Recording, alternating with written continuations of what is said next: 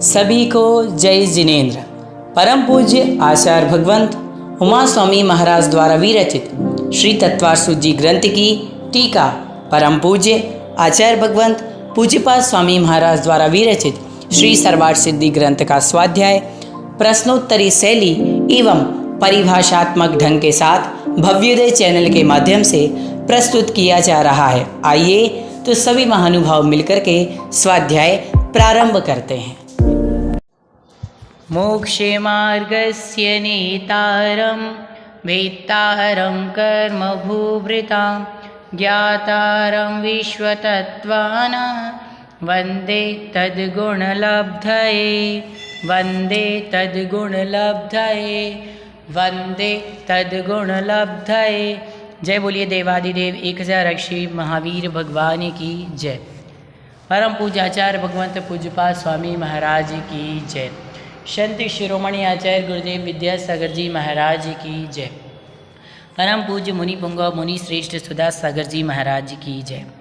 मान्यवर परम पूज्य आचार्य भगवंत पूज्यपाद स्वामी महाराज द्वारा विरचित श्री सर्वार्थ सिद्धि ग्रंथादिराज का हम सभी लोग मिलकर के स्वाध्याय कर रहे हैं, जिसमें पूज्य आचार्य भगवंत तत्वार्थ जी पर जो लिखी गई टीका सर्वार्थ सिद्धि है, उसमें 8वें अध्याय का विवेचन करते हुए बतलाते हैं।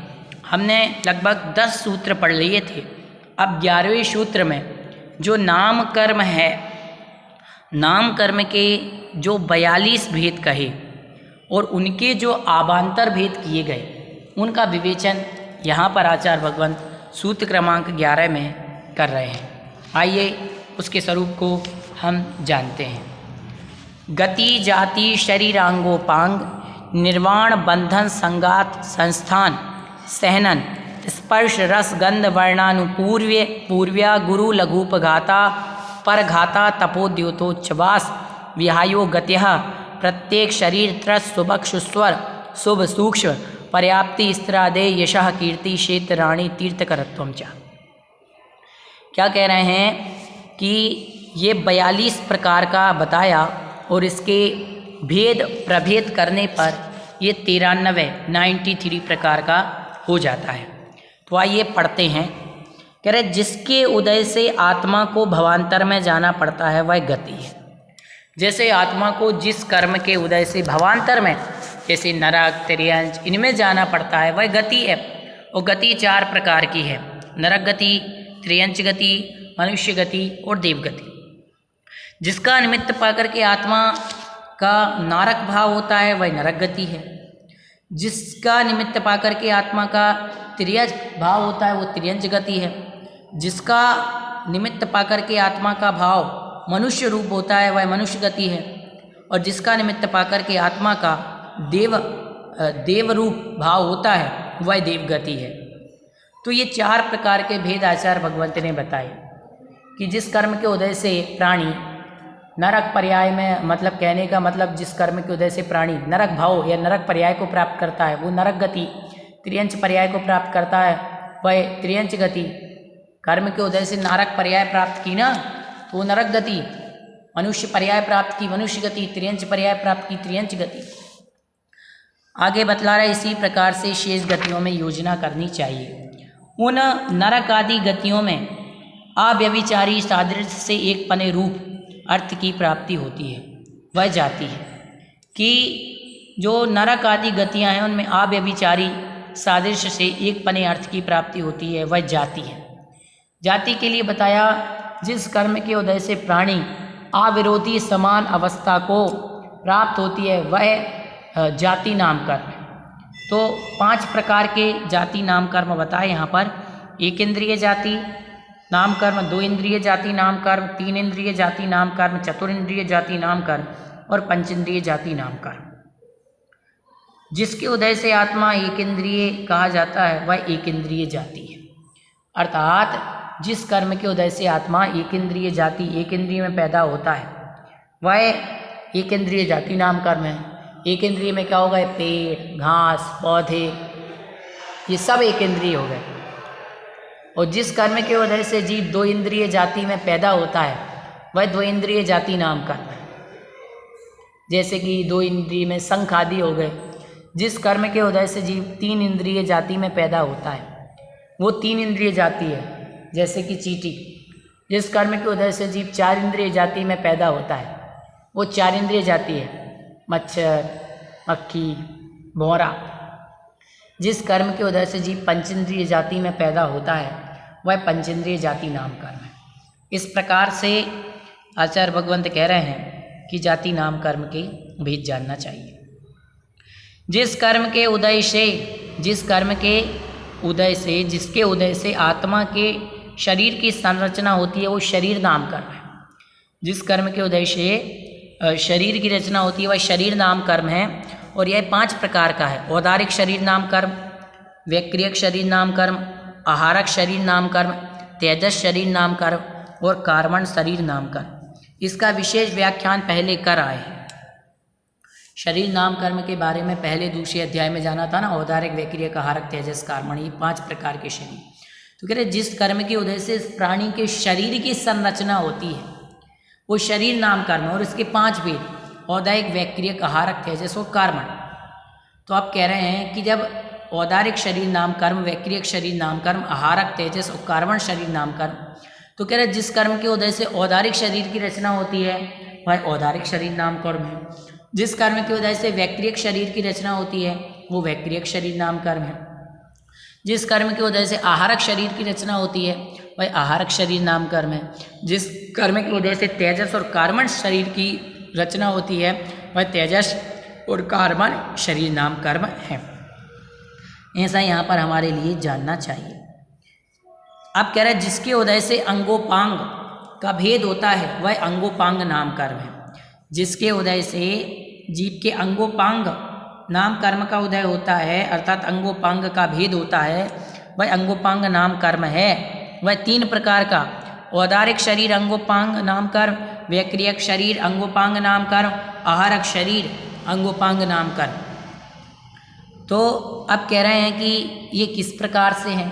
तो अंगोपांग का अर्थ होता है जिस कर्म के उदय से हमारे अंग और उपांग की रचना होती है, जैसे कि आँख, हाथ वगैरह सबकी इनकी रचना होती है, ये क्या कहलाता है, अंगोपांग नाम कर्म। और ये 3 प्रकार का, औदारिक शरीर अंगोपांग, वैक्रियक शरीर अंगोपांग और आहारक शरीर अंगोपांग। तो जिस कर्म के उदय से औदारिक शरीर के अंग और उपांगों की रचना होती है वो औदारिक शरीर अंगोपांग है। जिस कर्म के उदय से वैक्रियक शरीर के अंग उपांगों की रचना होती है वो वैक्रियक शरीर अंगोपांग है। और इसी प्रकार से आहारक शरीर अंगोपांग के बारे में जानना चाहिए। अब आगे कहते हैं आचार्य भगवान, औदारिक शरीर अंगोपांग ये 3 प्रकार का बता ही दिया। आगे कहते हैं जिसके निमित्त से अंगोपांग 3 प्रकार के, फिर आगे कह रहे हैं जिसके निमित्त से परिनिष्पत्ति अर्थात रचना होती है वह निर्माण नाम कर्म कहलाती है। जिसके निमित्त से रचना होती है वह निर्माण नाम कर्म कहलाती है। और वह 2 प्रकार का है, स्थान निर्माण और प्रमाण निर्माण। वह कितने प्रकार का, 2 प्रकार का, स्थान निर्माण और प्रमाण। अर्थात जिस कर्म के उदय से अंगोपांग की यथा स्थान यथा प्रमाण रचना होती है, अर्थात स्थान निर्माण और प्रमाण निर्माण। आगे कहते हैं वह जाति नाम कर्म के उदय का अवलंबन लेकर चक्षु आदि अवयवों के स्थान और प्रमाण की रचना करता है। निर्माण शब्द का व्युत्पत्ति लभ्य अर्थ है निर्मीयते अनेन इति निर्माणम, जिसके द्वारा रचना की जाती है वह निर्माण है। शरीर नाम कर्म के उदय से प्राप्त पुद्गलों का अन्योन्य प्रदेश संश्लेष जिसके निमित्त से होता है वह बंधन है। बंधन क्या है, जो शरीर नाम कर्म के उदय से किए हुए पुद्गल स्कंदों का परस्पर मिलन है, परस्पर संबंध है, वह जिस कर्म के उदय से होता है वह बंधन है। और बंधन के आचार्य भगवंत ने 5 भेद बतलाए हैं, औदारिक बंधन, वैक्रियक बंधन, आहारक बंधन, तेजस बंधन और कार्बन बंधन। आगे कहते हैं जिस कर्म के उदय से औदारिक आदि शरीरों के छिद्र रहित होकर परस्पर प्रदेशों के अनुप्रवेश द्वारा एक रूपता आती है वह संघात नाम कर्म है। वह क्या है, संघात। अर्थात जिस कर्म के उदय से औदारिक आदि जो शरीर है उनके प्रदेशों का परस्पर छिद्र रहित होकर एक मेकपन जो होता है वह संघात नाम कर्म कहलाता है। और इसके 5 भेद हैं: औदारिक संघात, व्यक्रियक संघात, आहारक संघात, तेजस संघात और कार्बन संघात। अब कह रहे हैं वह 6 प्रकार का है। अभी ये संघात की तो हो गई, अब संस्थान 6 प्रकार का है। तो संस्थान किसे कहते हैं? तो कह रहे हैं जिसके उदय से औदारिक आदि शरीरों की आकृति बनती है वह संस्थान नाम कर्म है। जिसके उदय से औदारिक आदि शरीरों की आकृति बनती है वह संस्थान नाम कर्म है और वह 6 प्रकार का है। समचतुरस्क संस्थान नाम कर्म, नैग्रोध परिमंडल संस्थान नाम कर्म, स्वाति संस्थान नाम कर्म, कुब्जक संस्थान नाम कर्म, वामन संस्थान नाम कर्म, हुंडक संस्थान नाम कर्म। ये नाम कर्म की चर्चा हो गई। तो जिस कर्म के उदय से शरीर बनता है वह संस्थान है। संस्थान का मतलब होता है आकार, और इसके लिए बता दिया समचतुरस्क संस्थान। तो ये जो 6 प्रकार के संस्थान यहाँ पर आचार्य भगवंत ने बतलाए। तो एक बार परिभाषा और समझा देता हूँ। समचतुरस्क संस्थान, जिस कर्म के उदय से शरीर का आकार ऊपर नीचे बीच में बिल्कुल समान सांचे में विभक्त होता है, समान सांचे में ढला हुआ होता है, वो समचतुरस्क संस्थान है। और नैग्रोध परिमंडल संस्थान, जिस कर्म के उदय से शरीर का आकार वट वृक्ष की तरह नाभि के नीचे पतला और ऊपर मोटा होता है, वह नैग्रोध परिमंडल संस्थान है। स्वाति संस्थान, जिस कर्म के उदय से शरीर का आकार सर्प की बामी की तरह ऊपर से पतला और नीचे से मोटा होता है, वह स्वाति संस्थान है। कुब्जक संस्थान, जिस कर्म के उदय से शरीर के बीच का भाग बहुत पुद्गलों का समूह इकट्ठा होता है, कुछ पीठ के ऊपर रहती है, वह कुब्जक। पीठ पर एक कुबड़ा निकला होता है ना, वह कुब्जक संस्थान। वामन संस्थान, जिस कर्म के उदय से शरीर बौना बना रहता है, वह वामन संस्थान है। हुंडक, जिस कर्म के उदय से शरीर के अंगोपांग किसी खास आकार के नहीं होते, बेडौल होते हैं, अजीब अजीब तरीके का शरीर होता है, वह हुंडक संस्थान है। तो इस प्रकार से 6 प्रकार के संस्थान की चर्चा हुई। अब कह रहे हैं कि जिसके उदय से अस्थियों का बंधन विशेष होता है वह सहनन है। अस्थियां अर्थात हड्डियों आदि का जिस कर्म के उदय से बंधन होता है वह सहनन है, और सहनन 6 प्रकार का है। वज्र विषम नाराज सहनन, वज्र नाराज सहनन, नाराज सहनन, अर्ध नाराज सहनन, कीलक सहनन और असंप्राप्ता श्री पाटिका सहनन। तो सहनन 6 प्रकार का यहाँ पर आचार्य भगवंत ने बताया है। अब जान लें वज्र विषम नाराज सहनन क्या है। जिस कर्म के उदय से वृषभ अर्थात वेष्टन, नाराज अर्थात कील, सहनन अर्थात हड्डियाँ वज्र के समान अभेद्य और कठोर होते हैं, जिनका कोई भेद नहीं कर सकता, वज्र के समान, वो वज्र विषम नाराज सहनन। और वज्र नाराज सहनन क्या है? जिस कर्म के उदय से कीलें और हाड़ तो वज्र के समान होते हैं, परंतु वेष्टन वज्र के समान नहीं होते। वेष्टन वज्र के समान नहीं होते, वो वज्र नाराज सहनन है। और नाराज सहनन क्या है? जिस कर्म के उदय से सामान्य वेष्टन और कीली सहित हाड़ होते हैं, वह नाराज सहनन है। अर्ध नाराज सहनन क्या है? जिस कर्म के उदय से हड्डियों की संधियां अर्ध कीलित होती हैं, वह अर्ध नाराज सहनन है। कीलित सहनन, जिस कर्म के उदय से हड्डियां परस्पर में कीलित होती हैं, वह कीलित सहनन है। असंप्राप्ता श्री पाटिका सहनन, जिस कर्म के उदय से जुदी जुदी हड्डियां नसों से बंधी होती हैं, परस्पर में कीलित नहीं होती, वो असंप्राप्ता श्री पाटिका सहनन है। ये 6 प्रकार का सहनन। अब कह रहा है जिस कर्म के उदय से स्पर्श की उत्पत्ति होती है वह स्पर्श नाम कर्म है। जिसके उदय से स्पर्श की उत्पत्ति होती है वह स्पर्श नाम कर्म है। वह 8 प्रकार का है। कर्कश मृदु नाम कर्म, गुरु नाम कर्म, गुरु लघु नाम कर्म, स्निग्ध नाम कर्म, रुक्ष नाम कर्म, शीत नाम कर्म, उष्ण नाम कर्म। तो इसको भी यहाँ पर आचार्य भगवंत ने 8 प्रकार का बतलाया है। ठीक है, तो ये भी हमारे लिए जानना चाहिए कि स्पर्श 8 प्रकार का है। कोमल, कठोर, गुरु, लघु, शीत, उष्ण, स्निग्ध, रुक्ष। तो ये आप पहले भी जान चुके हैं। मैंने आपको 8 प्रकार के भेद वो समझाए भी थे जब मैंने आपको पढ़ाया था, तो आपने समझे थी। जिसके उदय से शरीर में स्पर्श होता है वो स्पर्श नाम कर्म है ना। इसके 8 भेद: हल्का, भारी, रूखा, चिकना, कड़ा, नरम। अभी मैंने बताया जैसे कि पहले। रस, जिसके उदय से शरीर में रस होता है, खट्टा, मीठा, कड़वा, कषाय, अचार, परा। गंध, जिसके उदय से शरीर में गंध प्राप्त होती है, जिसके उदय से शरीर में वर्ण प्राप्त होता है। तो इस प्रकार से ये हमारे लिए स्पर्श के 8 भेद जानना चाहिए, है ना।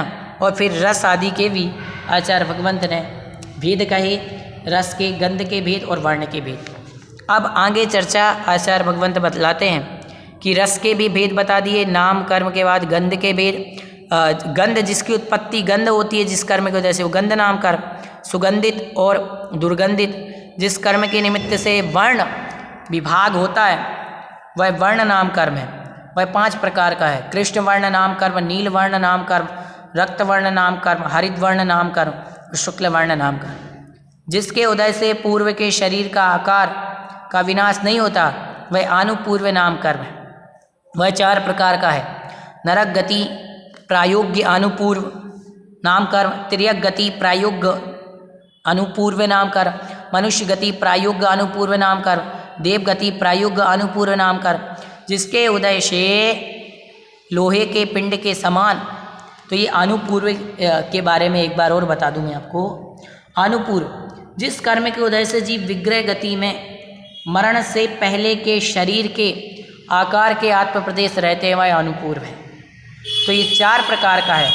जिस समय मनुष्य या त्रियंच मरकर नरक गति की ओर जाता है उसके आत्मा के प्रदेशों का आकार वैसा ही रहता है। अर्थात मनुष्य या त्रियंच मरकर के जैसे नरक गति की ओर जा रहा है तो उसकी आत्मा के प्रदेशों का आकार वैसे का वैसा ही बना रहेगा जैसे पहले शरीर में था। जिसे वह छोड़कर आया है उसको नरक गत्यानुपूर्वी कहते। जैसे कि अभी अपन मनुष्य हैं, मान लो मैं मनुष्य हूँ और मेरा मान लो देहांत हो जाए तो मेरी आत्मा के जो प्रदेश इस मनुष्य शरीर से निकलेंगे और मान लो वो स्वर्ग की ओर, देव की ओर जा रहे हैं, तो वहाँ से जो मेरे मनुष्य गति के आत्मा के प्रदेश निकल के देव की ओर जा रहे हैं तो वो देव गति गत्यानुपूर्वी हो गया। क्या हो गया? देव गत्यानुपूर्वी। समझ गए? आप कह रहे हैं आगे, जिसके उदय से लोहे के पिंड के समान गुरु होने से ना तो नीचे गिरता है और ना अकरतूल के समान लघु होने से ऊपर जाता है, वह आगुरु लघु नाम कर्म है। अर्थात जिस कर्म के उदय से जीव का शरीर लोहे के गोले की तरह न भारी है न आग की तरह हल्का होता है, समान होता है, वो आगुरु लघु नाम कर्म है। जिस कर्म के उदय से स्वयंकृत उद्बंधन और मरुस्थल में गिरना आदि निमित्तक उपघात होता है, यह उपघात नाम कर्म है। और जिसके उदय से परशस्त्र आदि का निमित्त पाकर के व्याघात होता है, वह परघात नाम कर्म है। अब कह रहे उपघात मतलब जिस कर्म के उदय से जीव की अपने ही घातक इतने बड़े बड़े नाखून हो जाते हैं कि स्वयं के नाखून स्वयं को ही लग जाते हैं, ये उपघात। और परघात दूसरे के घातक अर्थात दूसरे के नाखून लगना, ये परघात है। आगे कह रहे हैं कि जिसके उदय से शरीर में आतप की रचना होती है वह आतप नाम कर्म है, वह सूर्यबिंब होता है। और जिसके निमित्त के उदय से उद्योत, शरीर में उद्योत की रचना होती है, वह उद्योत नाम कर्म है। आतप क्या है? जिस कर्म के उदय से आतपकारी शरीर की रचना होती है वह आतप नाम कर्म है। इसका उदय सूर्य के विमानों में होता है। और उद्योत, जिस कर्म के उदय से उद्योत रूप शरीर होता है उससे उद्योत नाम कर्म है। जिस कर्म के उदय से चंद्रमा के विमान में स्थित पृथ्वी का एक जीवों के खद्योत अर्थात जुगनू आदि जीव होते हैं। समझ गए? आतप और उद्योत। फिर कह रहे हैं जिसके निमित्त से उच्छ्वास होता है वह उच्छ्वास नाम कर्म है। विहायस का अर्थ आकाश है, उसमें गति का निर्वर्तक कर्म विहायो गति नाम कर्म है। प्रशस्त और अप्रशस्त के भेद से वह 2 प्रकार का है। अर्थात जिस कर्म के उदय से जीव का आकाश में गमन हो वह विहायो गति है, और ये प्रशस्त और अप्रशस्त 2 प्रकार की है। अब कह रहे हैं शरीर नाम कर्म के उदय से रचा जाने वाला जो शरीर जिस निमित्त से एक आत्मा के उपभोग का कारण होता है वह प्रत्येक शरीर नाम कर्म है। बहुत आत्माओं के उपभोग का हेतु रूप से साधारण शरीर जिसके निमित्त होता है वह साधारण नाम कर्म है। अर्थात सबसे पहले आप समझे प्रत्येक शरीर, जिस कर्म के उदय से एक शरीर में एक ही जीव का स्वामी है वह प्रत्येक शरीर। और साधारण, जिस कर्म के उदय से एक शरीर के अनेक स्वामी होते हैं वह साधारण शरीर। अब आगे बतलाते हैं कि जिस कर्म के उदय से 2 इंद्रिय आदि में जन्म होता है वह त्रस नाम कर्म, और जिस कर्म का निमित्त पाकर के 1 इंद्रिय में जन्म होता है वह स्थावर नाम कर्म। और आपको बता दें, त्रस तो आप जानते ही हैं और स्थावर भी आप जानते ही हैं। स्थावर के भी 5 भेद हो जाते हैं, पृथ्वी, जल, अग्नि, कायिक, वायु, कायिक, वनस्पति। जिसके उदय से अन्य जन प्रीतिकर अवस्था होती है वह सुभग नाम कर्म, अर्थात जिस कर्म के उदय से दूसरे जीवों को में प्रीति होती है वह सुभग नाम कर्म। और दुर्भग, जिस कर्म के उदय से रूपादि गुणों से युक्त होकर अप्रीतिकर अवस्था होती है वह दुर्भग नाम कर्म। सुस्वर, जिस कर्म के उदय से मनोज्ञ स्वर प्राप्त होता है अर्थात मीठा स्वर वह सुस्वर, और जिस कर्म के उदय से खोटा स्वर प्राप्त होता है वह दुस्वर। जिस कर्म के उदय से रमणीय होता है वह शुभ नाम कर्म, और इससे विपरीत अशुभ नाम कर्म। और फिर कहा सूक्ष्म शरीर का निर्वर्तक सूक्ष्म नाम कर्म, और अन्य बाधा का शरीर का निर्वर्तक बादर नाम कर्म। जिस कर्म के उदय से आहार आदि पर्याप्तियाँ प्राप्त होती हैं वह पर्याप्ति नाम कर्म, और जिस कर्म के पर्याप्ति 6 प्रकार की, आहार पर्याप्ति नाम कर्म, शरीर पर्याप्ति नाम कर्म, इंद्रिय पर्याप्ति नाम कर्म, प्राणापान पर्याप्ति नाम कर्म, भाषा पर्याप्ति नाम कर्म और मनः पर्याप्ति नाम कर्म। जो 6 प्रकार की पर्याप्ति है उनका अभाव होना अपर्याप्ति नाम कर्म। स्थिर भाव का निर्वर्तक कर्म जो स्थिर नाम कर्म है, इससे विपरीत अस्थिर नाम कर्म है।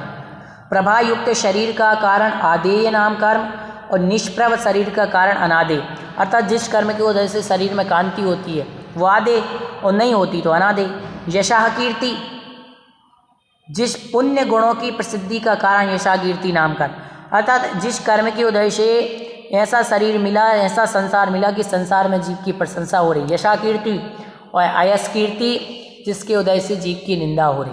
तीर्थंकर, जिस कर्म के उदय से तीर्थंकर पद की अरहंत पद की प्राप्ति होती है वह तीर्थंकर नाम कर्म कहलाता है। तो इस प्रकार से मैंने इन 42 की परिभाषा और भेद प्रभेद बताए। अब विशेषार्थ यहाँ पर पढ़ लेते हैं।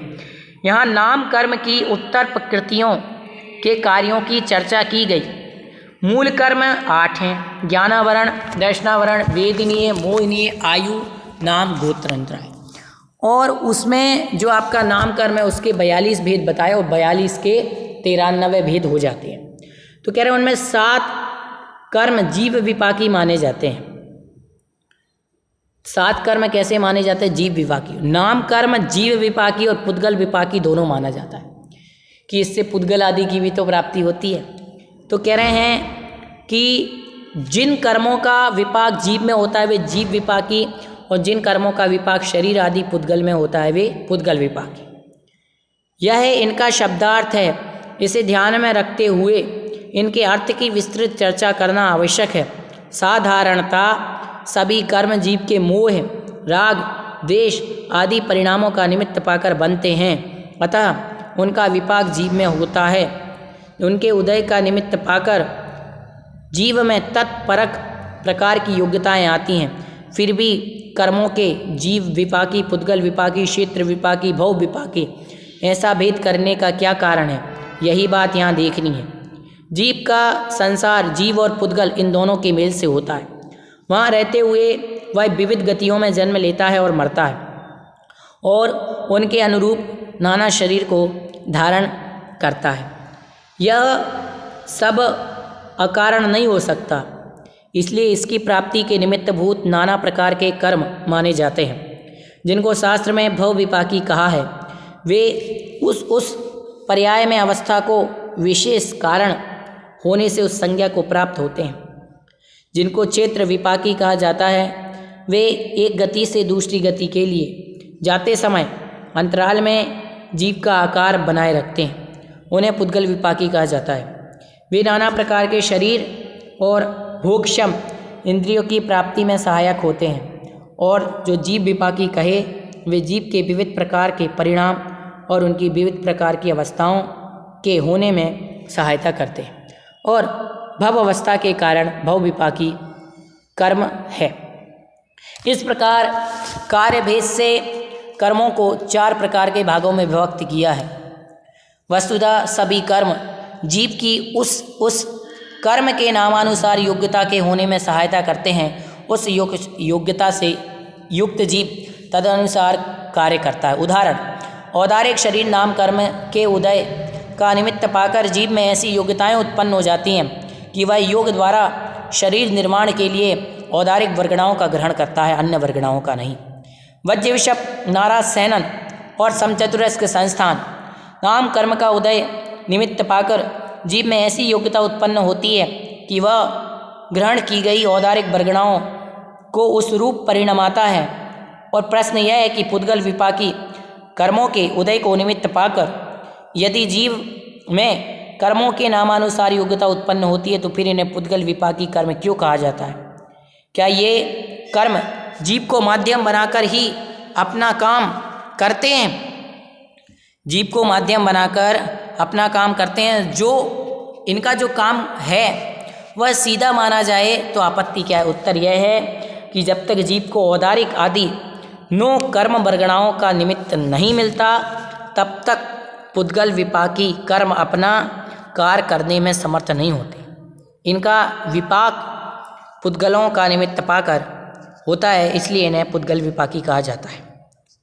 सीधी बात है, जिनका पुद्गलों का निमित्त पाकर के होगा वो पुद्गल विपाकी और इनका जीव को निमित्त पाकर के होगा वो जीव विपाकी। उदाहरण, कोई जीव 2 मोड़ा को लेकर जन्म लेता है तो उसके प्रथम और द्वितीय विग्रह के समय शरीर आदि पुद्गल प्रकृतियों का उदय नहीं होता। तीसरे समय में जब वह नवीन शरीर को ग्रहण करता है तभी उसके प्रकृतियों का उदय होता है।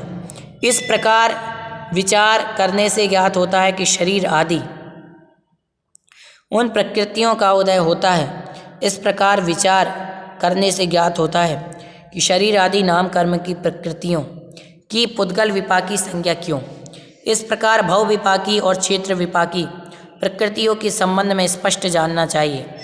भव की कारणभूत जो आयु कर्म की प्रकृतियां हैं जिनका उदय ततत भव तक ही सीमित है, इसी से इनकी भव विपाक की संज्ञा है। क्षेत्र विपाक की प्रकृतियां मरण के समय दूसरे भव के अंतरालवर्ती क्षेत्र में अपना काम करती हैं, इसके लिए इनकी क्षेत्र विपाकी संज्ञा है। यद्यपि बाह्य सुपुत्र आदि के निमित्त साता आदि जीव विपाकी प्रकृतियां भी उदय देखा जाता है, पर यह बाह्य निमित्तक उनके उदय से अविनाभावी कारण नहीं है। कदाचित इन बाह्य निमित्तों के रहते हुए भी उनमें प्रतिकूल प्रकृतियों का उदय देखा जाता है और कदाचित इन निमित्तों के अभाव में भी इनका उदय देखा जाता है। इसलिए बाह्य निमित्तों की प्रधानता न होने से साता आदि प्रकृतियों की जीव विपाकी संज्ञा है। इस प्रकार कर्म प्रकृतियाँ कितने भागों में बटी हैं, उनकी जीव विपाकी आदि संज्ञा के होने का क्या कारण है, इस पर विचार किया गया। तो आचार्य भगवंत ने इस प्रकार से नाम कर्म के भेद बताए कि नाम कर्म के कितने भेद हो गए, कुल 93। और जो 7 कर्म हैं वो तो जीव निमित्तक हैं, लेकिन नाम कर्म ऐसा है पुद्गल विपाकी और जीव विपाकी। जो पुद्गल के निमित्त से भी होता है, शरीर आदि पुद्गल ही तो है। तो यहाँ पर बता दिए गति, जाति, शरीर, अंगोपांग, निर्वाण, बंधन, संगात, संस्थान, सहनन, स्पर्श, रस, गंध, वर्ण, अनुपूर्व, आगुरु, लघु, उपघात, परघात, आतप, उद्योत, उच्छ्वास, विहायो, गति, ये 21 तथा प्रत्येक शरीर, त्रस, सुभग, सुश्वर, शुभ, सूक्ष्म, पर्याप्ति, स्थिर, आदेय और यशा, कीर्ति, ये 10 और इनके उल्टे साधारण शरीर, स्थावर, दुर्भग, दुश्वर, अशुभ, अस्थूल, स्थूल, अपर्याप्ति, स्थिर और अनादेय और अयश, कीर्ति और तीर्थंकरत, सब मिलाकर के 42 भेद जानने चाहिए। अब आगे आचार्य भगवंत कह रहे हैं गोत्र कर्म। नाम कर्म की उत्तर प्रकृतियों के प्रकृति विकल्प कहे, इसके बाद योग्य गोत्र कर्म की प्रकृति कह रहे हैं। उच्चैर नीचैश्च, अर्थात उच्च गोत्र और नीच गोत्र। गोत्र कर्म के 2 भेद, उच्च गोत्र और नीच गोत्र। गोत्र कर्म 2 प्रकार का, उच्च गोत्र और नीच गोत्र के भेद से जिसके उदय से लोक पूजित कुलों में जन्म होता है वह उच्च गोत्र है, और जिसके उदय से गर्हित कुलों में जन्म होता है वह नीच गोत्र। अर्थात जिस कर्म के उदय से जीव लोकमान्य सर्वोत्कृष्ट कुलों में जाता है, जहाँ सबको उच्च माना जाता है वह उच्च गोत्र, और जिस कर्म के वजह से जीव नीच कुल में जाता है वह नीच गोत्र है। विशेषार्थ ऐसा समझना चाहिए कि ऐसा निमित्त नैमित्तिक संबंध है जिसके उच्च गोत्र का उदय होता है वह ऐसे माता पिता के यहाँ जन्म लेता है जहाँ सदाचार की प्रवृत्ति हो और उसका झुकाव हो, ऐसी प्रवृत्ति वाले व्यक्तियों के साथ संपर्क हो, और जिसके नीच गोत्र का उदय होता है वह विरुद्ध प्रवृत्ति वाले माता पिता के यहाँ जन्म लेता है। कुल, गोत्र, संतान और परंपरा, इनका एक अर्थ है। परंपरा दो प्रकार की चलती है, एक पुत्र पौत्र प्रपौत्र मूलक परंपरा, दूसरी आचार विचार मूलक परंपरा। यहाँ दूसरी प्रकार की परंपरा ली गई है। गोत्र का संबंध शरीर या रक्त से ना होकर के आचार विचार से होता है। गोत्र को जीव विपाकी कहने का कारण भी यही है। इस प्रकार गोत्र कर्म के भेद और स्वरूप है। अब गोत्र कर्म जो जीव को उच्च कुल और नीच गोत्र में पहुंचाता है, उच्च कुल या नीच कुल में पहुंचाता है, वह उच्च गोत्र और नीच वह गोत्र कर्म है।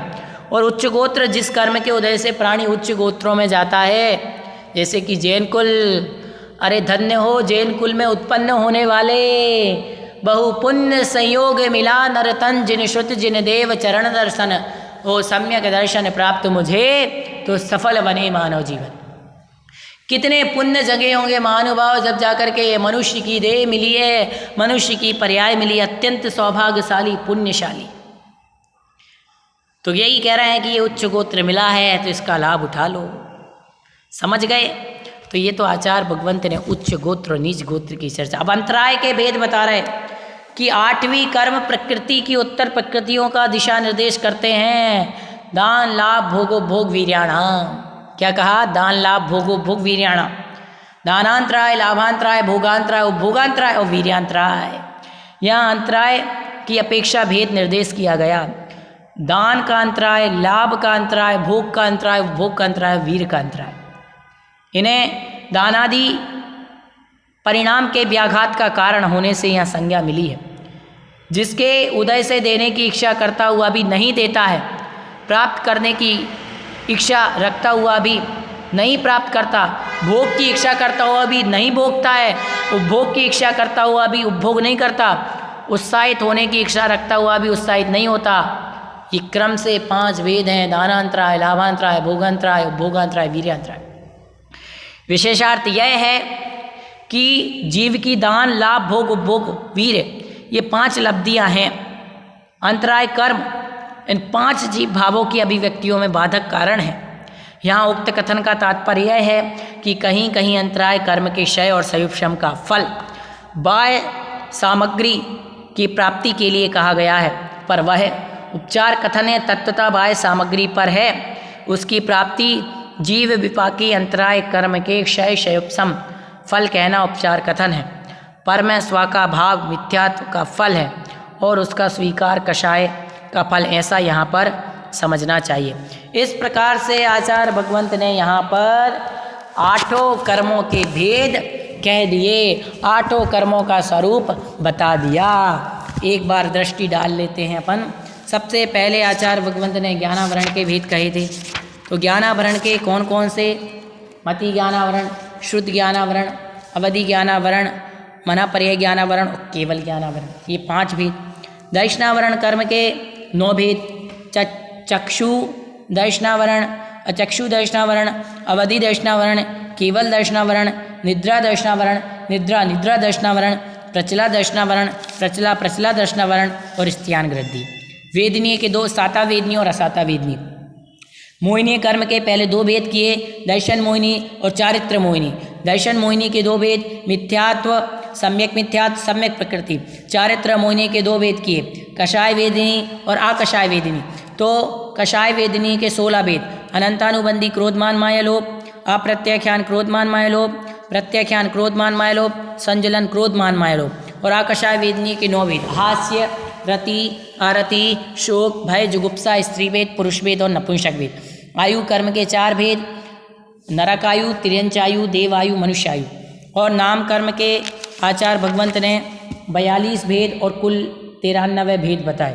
गति, जाति, शरीर, अंगोपांग, निर्वाण, बंधन, संगात, संस्थान, सहनन, स्पर्श, रस, गंध, वर्ण, अनुपूर्व, अगुरु, लघु, उपघात, परघात, आतप, उद्योत, उच्छ्वास, विहायो गति, ये 21 और त्रस, सुबक, सुस्वर, शुभ, सूक्ष्म, पर्याप्ति, स्थिर, आदेय, यशाकीर्ति।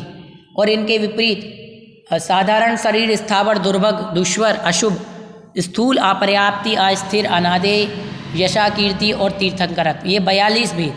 उसके बाद आचार्य भगवंत ने गोत्र कर्म के 2, उच्च गोत्र और नीच गोत्र। उसके पश्चात अंतराय के दान, लाभ, भोग, उपभोग, वीर्यांतराय, ये 5 भेद बताए। इस प्रकार से 8 कर्मों के आचार्य भगवंत ने यहाँ पर भेद आपको और मुझे आचार्य भगवंत ने बतलाए। तो आइए टोटल करते हैं कितने भेद हो जाते हैं। तो ज्ञानावरण के 5 और दर्शनावरण के 9, तो हो गए 14।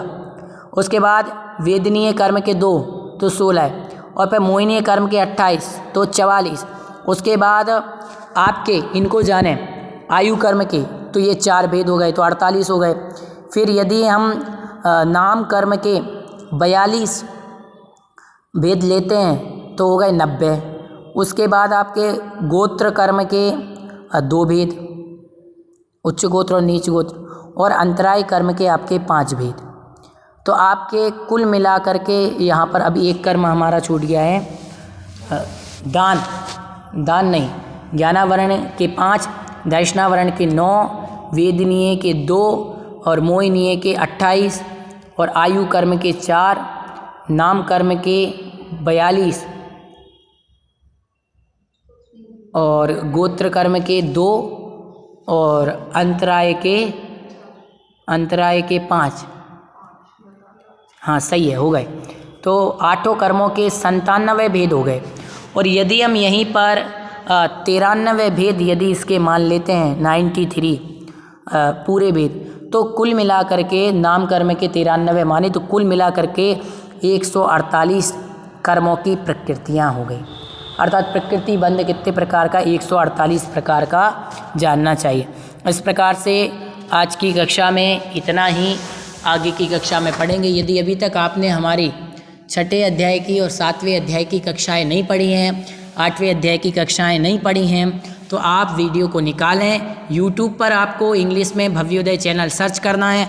आप देख रहे होंगे हमारी इस वीडियो के ऊपर लिखा है भव्योदय चैनल, उसको आपको सर्च करना है। आप यूट्यूब में जाकर के भव्योदय चैनल सर्च करेंगे तो उसमें आपको आ जाएगा। आप चैनल को ओपन करें और वहाँ पर आप वीडियो में जाएंगे तो अभी की सारी वीडियो आपको सर्वार्थ सिद्धि की मिल जाएंगी। और क्रम से आप स्वाध्याय करें। सभी को जय जिनेंद्र।